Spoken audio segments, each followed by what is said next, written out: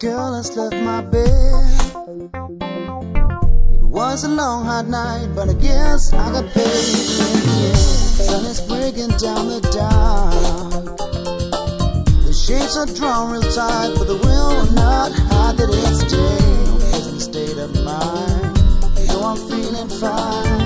There's only one thing that can cheer me up. All my friends down at the bar, they're the only ones I've got, and I can't live without them.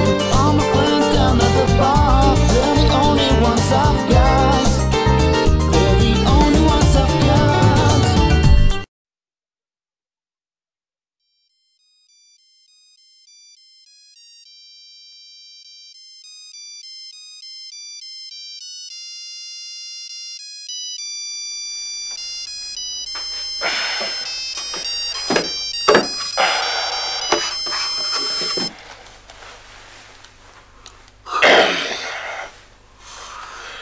Kasper?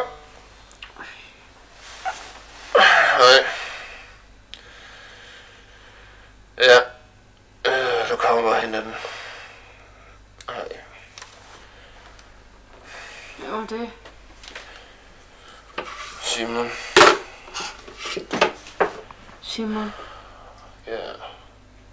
Ham med fuglene. Hvad vil han? Jeg har sin kikkert. Hvornår? Det ved jeg ikke. I dag?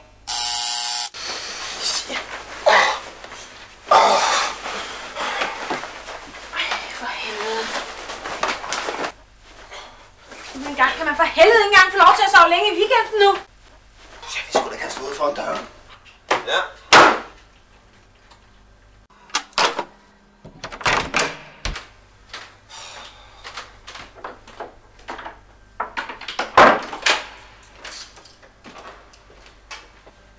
Hej.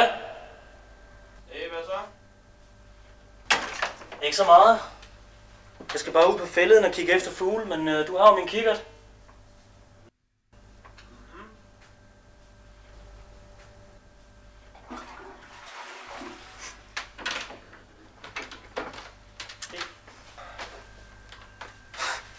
Hvor fanden skal du hen?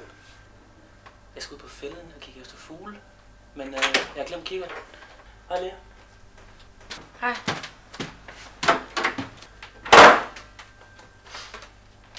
Hvad er klokken? Klokken den er 9. Ja, lidt sent, er det ikke? Jo, det er ret sent, men du har jo min kikkert, så jeg kan godt lige komme i gang. Så hvor har du den af? Den ligger inde i stuevinduet. Ja, stuevinduet selvfølgelig. Også.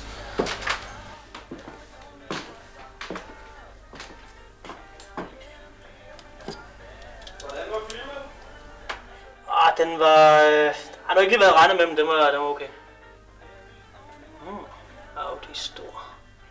Hvor skal I på ferie henne? Det ved jeg sgu ikke. Jeg har måske Leas mors og fars sommerhus. Jeg har ikke været råd til andet, så.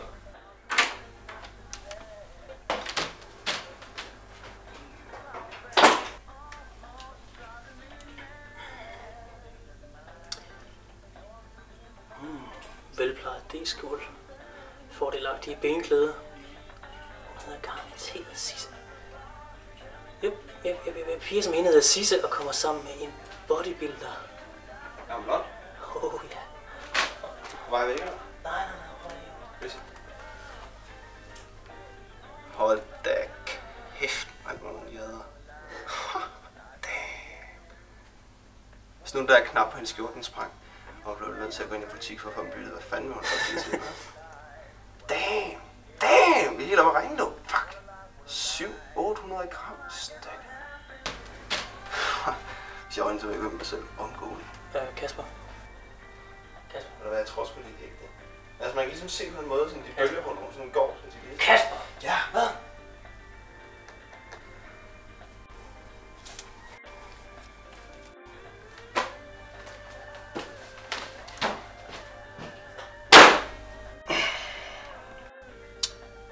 Vi må alle så komme afsted nu. Vi? Ja. Eller kommer vi bare for sent. Gør vi det? Ja. Kom. Fik du lavet kaffe? Ja, jeg har en samme. Fint nok.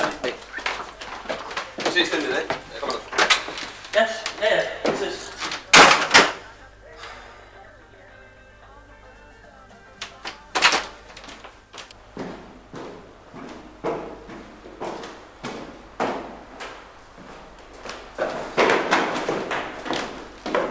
Det er i orden. Jeg smutter nu.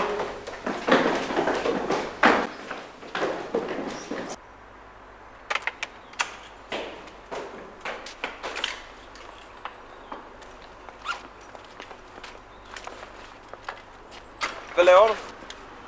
Jeg tager cyklen. Nej, Hvad er der? vi tager bilen. Din bil. Ja, min bil. Ej, så tror jeg, jeg tager cyklen i stedet for. Jeg har lige fået lavet radio. Ja, hvad så med bremserne? Har du tænkt, at du skulle cykle, og jeg skulle gå?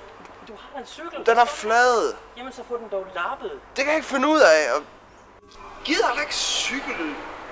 Kom nu.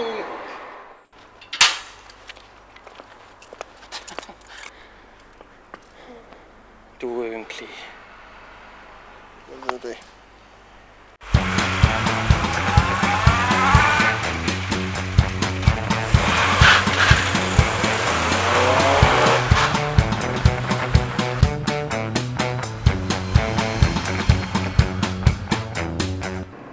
Det er fandme godt, du kommer og redder mig. Altid til tjeneste.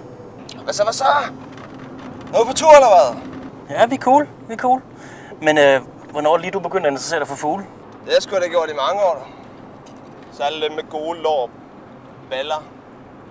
Men er ikke sent på dagen at se på fugle?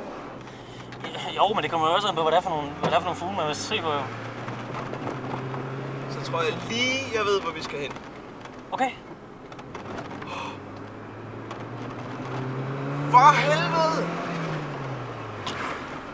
Little red Corvette. Baby, you're much too fast. Little red Corvette.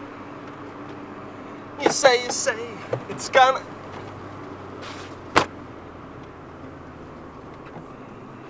Hold kæft, man, det går totalt cool at have sådan en rød Corvette, hva'?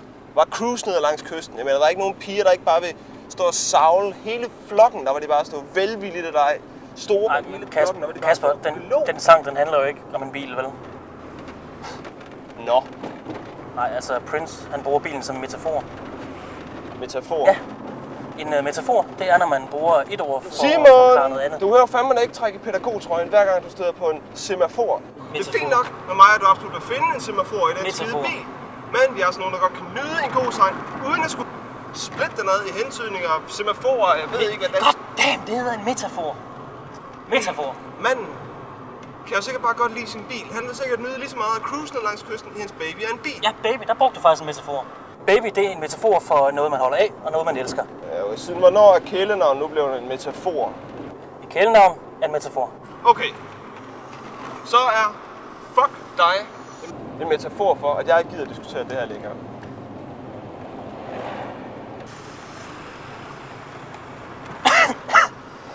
Jeg gider ikke lige at slukke den her smøg. Du behøver ikke sidde der og brede din uvidenhed ud over det hele, vel?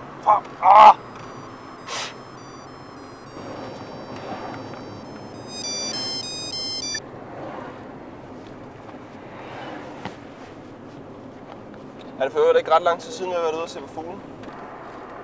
Har vi nogensinde været ude at se på fugle? Vi har sgu da set på fugle masser af gange. Vi har gjort det standsmæssigt, og jeg ser ikke nogen grund til, at jeg kan følge op på den tradition. Vi skal have indtaget såvel føde som drikkelse. Ja, men jeg har... Hvorfor jeg mener, at et stop ved et lille indkomststed vil være på sin plads.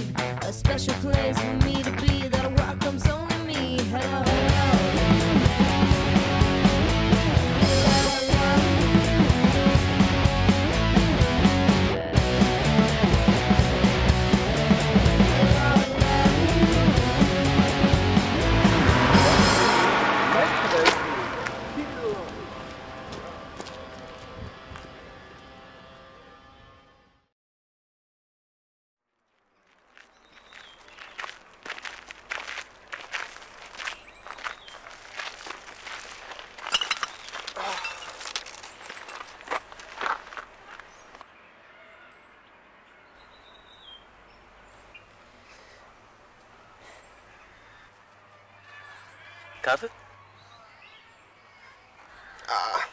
Er det ikke lidt tidligt? Øl? Jo, tak.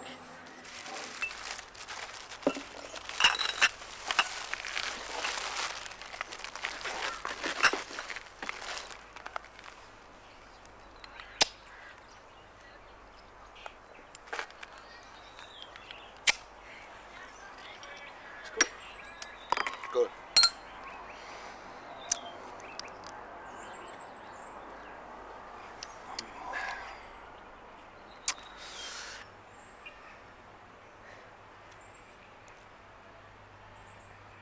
Hvor længe har I så været sammen?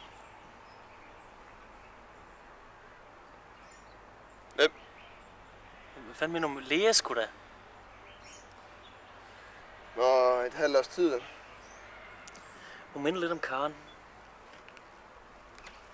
Hun er sgu da muslim.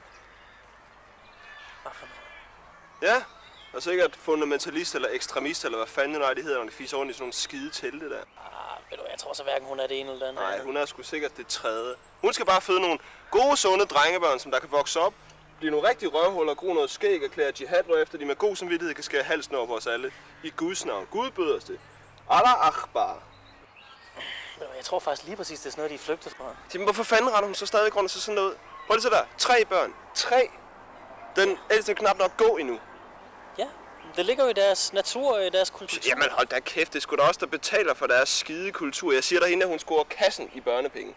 Hvorfor er det for øvrigt kun os, der skal forstå og acceptere deres kultur? Hvad nu, hvis de gerne vil spille håndbold? Hvad så? Jeg tror ikke, at de har lyst til at spille håndbold. Jamen hvad nu, hvis de gerne vil spille håndbold? Vil de så fise rundt med tørklæde, eller endnu bedre hende der med ansigtet fuldstændig dækket ind? Ja, okay.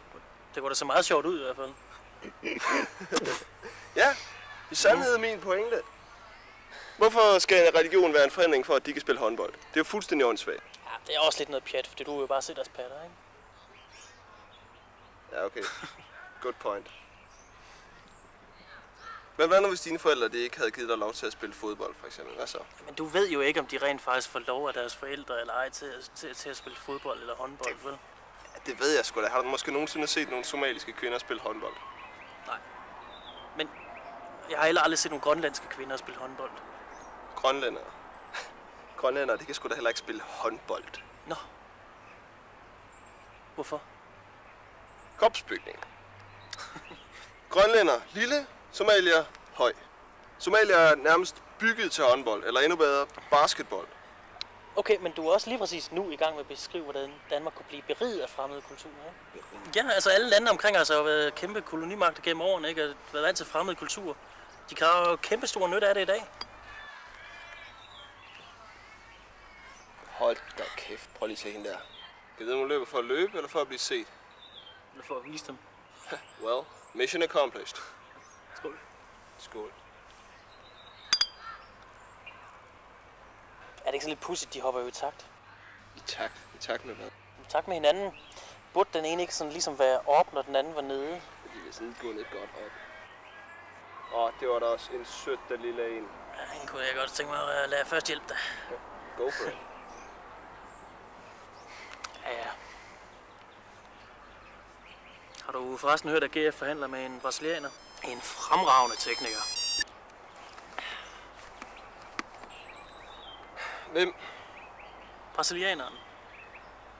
Brasilianer? Hvor?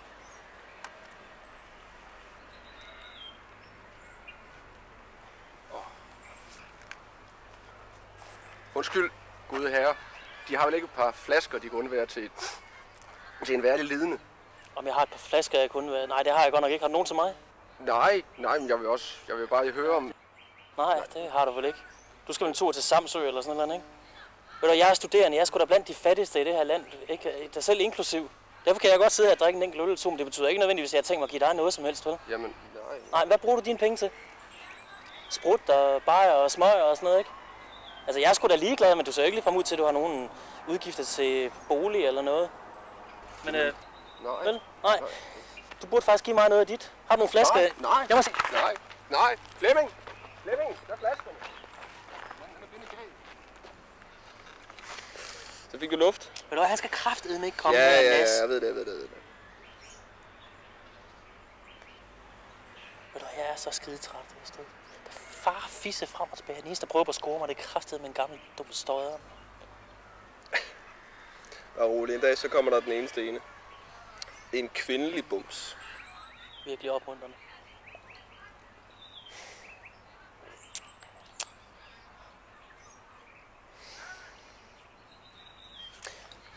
Skal vi ikke se for noget i skolen? Jo. Jeg tror begge skridt.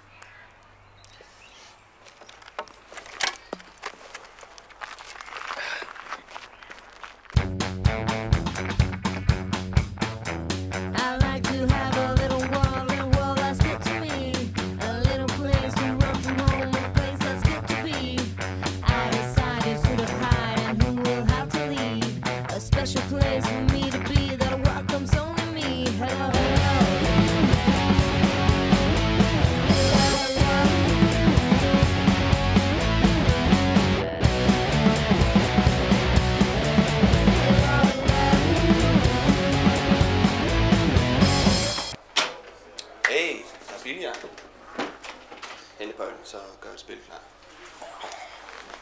Tjek det her tog ud. Ja, bare gå op med.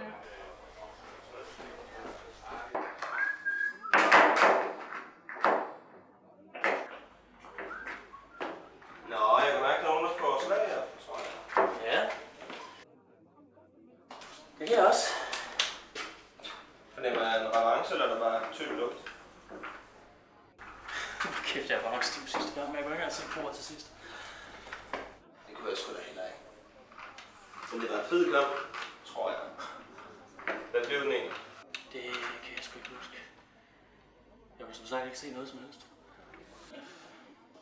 Nå ja, der var på det tidspunkt, hvor du spillede mod dig selv og tabt. Okay, hvad lavede du så? Skrev pointet ned. Jeg fik ikke mærke min knæ. Nå ja, du væltede rundt med mad billigere kørende. Var det jo ikke også, da du mødte Lea? Fuck. Ja, var bare stiv, mand. God aften, mine herrer. Kunne jeg og min følgesvend måske friste dem til en lille dyst på det grønne klæde? Vi forestiller os, at en forfriskning eller måske lidt usygt marmor kunne stå på spil.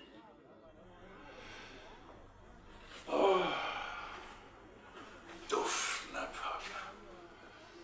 Billardbordets grønne klæde. Frisk skrevet kridt på tavlen.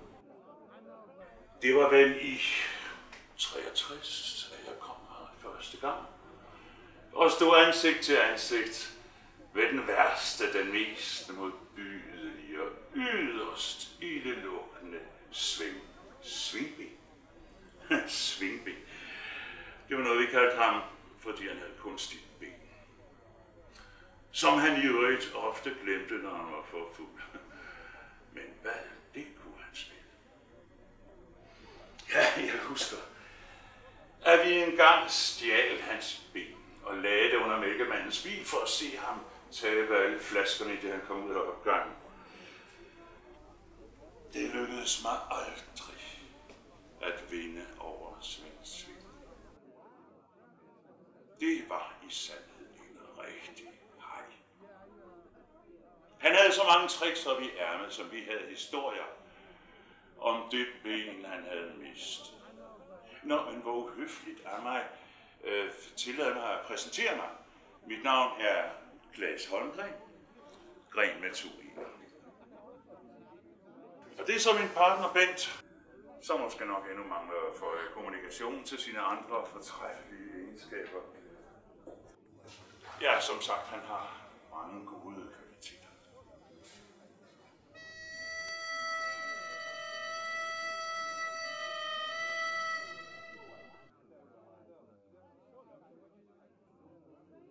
Jamen, mine ædle herrer, lad dog ikke denne udfordring stå uset hen. Vi fatter flux vores grej og modtager naturligt og høfligt udfordringen. Lad os skille hunde fra katte, får fra bukke og ikke mindst snot fra skæg. Jeg tror, at vi kan strække os til en plovmand, hvilken hverken vil være for meget eller for let til en såret lyst. Det ser min tro ud til, at vi kan imødekomme ønsket.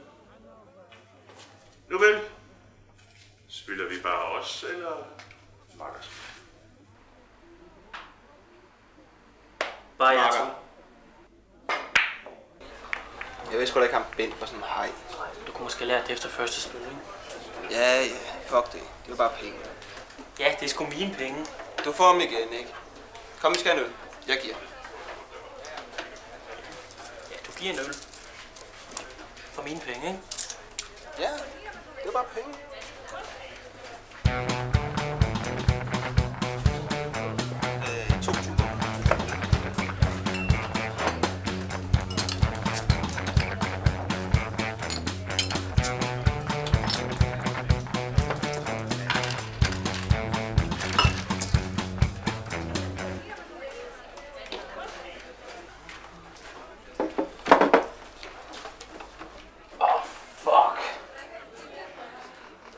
Anytime, anywhere. Et godt stykke kød. Hvordan kan du egentlig sidde der og glo efter andre piger, når du har en kæreste derhjemme? Det går da udmærket. Du har en kæreste derhjemme, så hvad med at sidde og glo? Jeg skulle da godt kigge, selvom jeg har en kæreste. Der er ikke nogen utro ved at kigge efter piger, vel? Det er da ikke at være utro. Nej.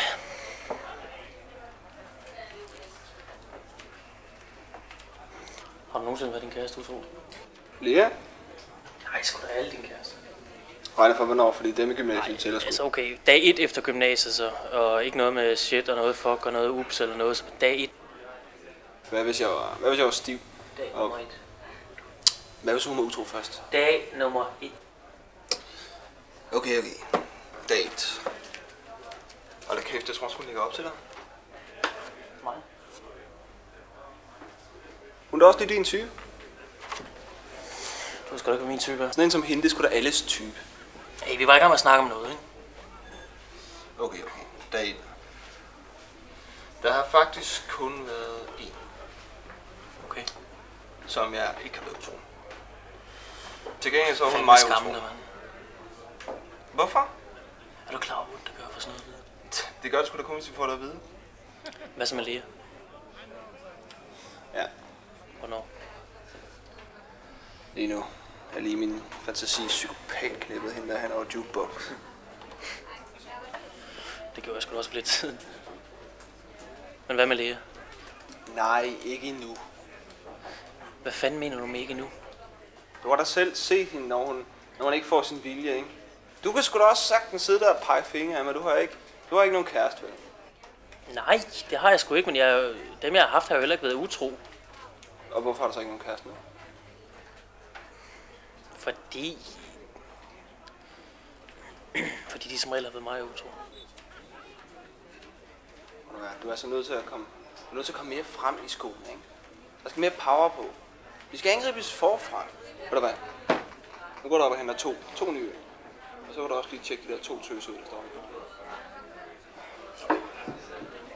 Og forvent, når du går op, så lad være med at klø dig også. Det gør jeg sgu da heller ikke. Det gør du sgu da. Jeg klør mig sgu da ikke en nosse. Det gør du da. Pik en sjovs, mand. Ånds af møbe. Skål. Nossekrasser. Smør. Nørd. Fisefis.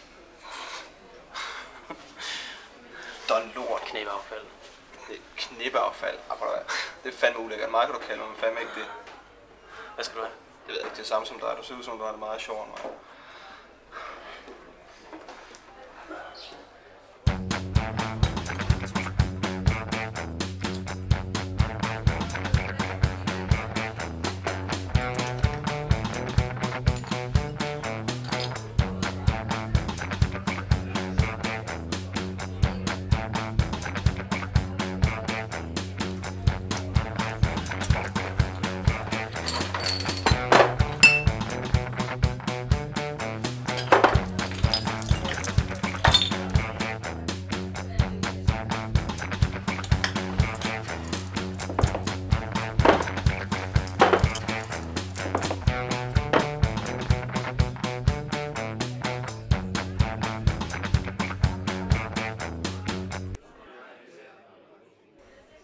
Du er sgu ikke sådan noget med at score.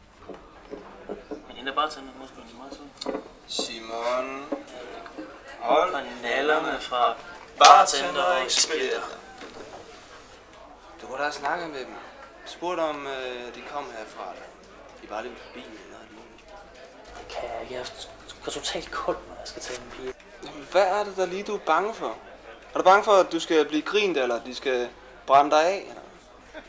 Ja, det hele. Ved du hvad, jeg kan ikke engang tælle, hvor mange gange jeg er blevet grint af. Eller brændt af. Det er ligesom, det gør dig helt spændende af. Det er jagten, der er fed, ikke? Det er at vide, at man er tæt på at score den lækreste chick på hele stedet, og alle de andre fjolser, de bare kan se på. Du mener sådan nogen som mig? Nej, ikke sådan nogen som dig. Hold nu op med det der. Du er min ven, ikke? Ikke min konkurrent. Jeg mener, alle de andre, som er med i jagten. Det er derfor, vi er venner. Ved du hvad, jeg har siddet utallige gange og siddet og hørt dig sidde og lægge an på piger. Jeg sidder og hørt dig fyre det værste øregas og mundlort af. Du har siddet der og sagt til dem, hvor følsom du er, og fortælle om, jeg ved ikke hvad, og kulturel og bla bla bla bla bla. Hvad har du sagt til dem? Kan jeg sgu ikke huske. Det var sikkert noget med, at du skrev en masse digte og læste en masse bøger. Jamen, jeg er der følsom. Ja, men du har fandme aldrig skrevet et digt i hele dit liv. Jeg har da både læst og skrevet digte. Ja, fordi du var nødt til det i gymnasiet. Så har jeg sgu da også skrevet digte. Nej. Sådan som du siger det, der fik du det selv ud, som om du stadigvæk gør det, ikke? Jamen, det gør jeg måske også. Ved du hvad? Jeg synes, du manipulerer, og du bruger dem, og du smider dem væk. De vil jo gerne manipuleres, ikke? Det er jo ikke sådan, at jeg tvinger dem. Jeg ved også meget godt, hvad jeg mener. Hvis jeg bare havde haft 5% af de kærester, du har haft, så ville jeg være en lykkelig mand. Ved du hvad? Det tror jeg sgu ikke. Jeg er så skide bange for, hvis jeg tager dem med til en familiefrokost, at de åbner munden. Hvad fanden er det, du prøver på at imponere? Du imponerer sgu da ikke mig. Altså, hvis din såkaldte stil, det er bare at score og nedlægge så mange som muligt, så bare smide dem væk bagefter, i hele processen, så bare virkelig være forsigtig, at de ikke siger noget som helst, ikke? Så går du sgu da også efter den forkerte type. Ja, okay. Og hvad er det så lige for nogen, der skal gå efter? Du skal have en, der... Du skal have en, der ikke er sindssyg. Jo tak, og hvor fanden er det lige, at jeg finder sådan en hen? Altså, de er sgu da alle. Altså, hvis du bare gad at bruge 5 minutter på at lære dem at kende, det er jo ikke ligefrem, fordi man kan beskylde dig for at have gjort ret meget i det, vel? Så vil du finde ud af, at der rent faktisk er piger, der ikke nødvendigvis bare vil være nummer 1 og på toppen og trendy og skide smart, ikke? Det du har brug for, det er en pige, der er nede på jorden og stille og rolig og ansvarsfuld og har begge ben på jorden og ben i næsen. Ved du hvad, jeg vil bare have en pige, som jeg elsker mere end en måned. Men det er det samme hver gang. Vi rocker med var en uge, og så begynder hverdagen, og så begynder jeg at kigge mig efter noget nyt. Hvis jeg bare havde halvdelen af din styrke til at modstå fristelser, så ville jeg være glad. Det må du sgu hellere gerne få. Jeg trænger også til at blive mere spontan. Der er 60% af din karisma. It's a deal. Du er den bedste ven. Du har da altid noget, jeg har brug for dig. Det er lige meget, hvor lang tid der er gået. Så er det sgu som om den tid, den aldrig nogensinde er gået, når vi endelig mødes igen. Når jeg er allermest nede, når det hele noget fucking lort, når min kæreste er skrevet, når mine venner de er skrevet, så er det der altid. Min kammerchuk. Jeg ved det godt. Du må jo ikke sige noget. Hey. Hende der den blonde op ved baren. Den havde du godt øje til, hva'? Talte du til hende? Nej, jeg tror mest, du klog med en røv. Sagde du ikke noget til hende? Kunne ikke. Hvorfor? Det gjorde jeg ikke, fordi jeg havde travlt med at betale for vores øl, ikke? Sagde du så ikke noget til hende? Nej, jeg sagde ingenting, for jeg kunne ikke. Så finder du aldrig ud af, at hun er den eneste ene. Jamen, det var hun. Som pige, jeg skulle altid drømme om. Jamen, hvorfor sagde du så ikke noget til hende? Det kunne jeg jo ikke. Det er også fuldstændig overflødigt alligevel. Jo, så ville også bare ødelagt det. Ødelæg hvad? Jeg ved ikke, om du er romantiker eller idiot. Jeg vil sgu da mest have sagt noget til hende og spurgt om, hvor hun kom fra, eller om hun boede i nærheden, eller hvor hun arbejdede henne. Okay, og hvad så, hvis hun havde fortalt dig, at hun arbejdede som bartender? Jamen, så kunne hun have sagt op. Jamen, det er jo lige præcis det, jeg mener. Så vil drømmen jo være præst. Præst.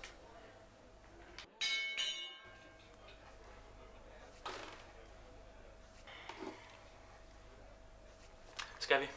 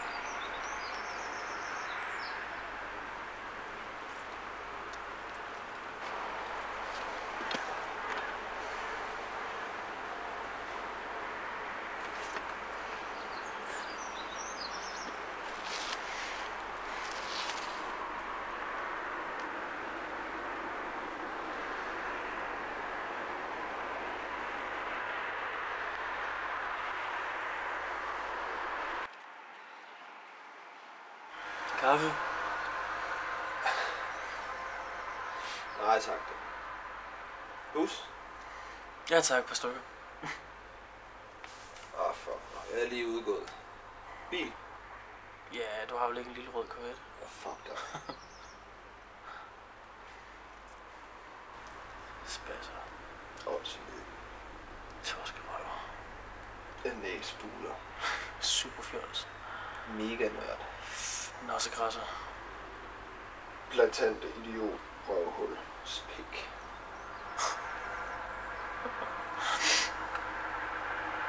Nå, hvad så? Hvad så? Det er faktisk lige tid til at kigge på fuglen. Fuck. Nej. Jeg bliver sgu nok nødt til at se hjem til Lea. I was only feeling lonely when I saw you there. Someone else to spend some minutes with to make it easier. You're the one I love, the one I think I love, the one I think I'll hold much longer.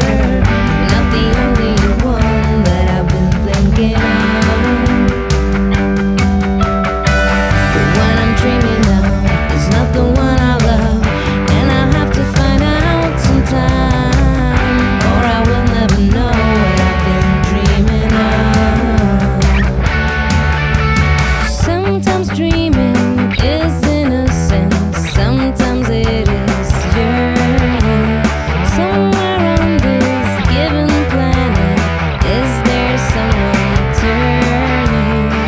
I always wonder this, I wonder who comes next, I wonder who I'll kiss next time around. I wanna know what I'll do when I'm leaving you.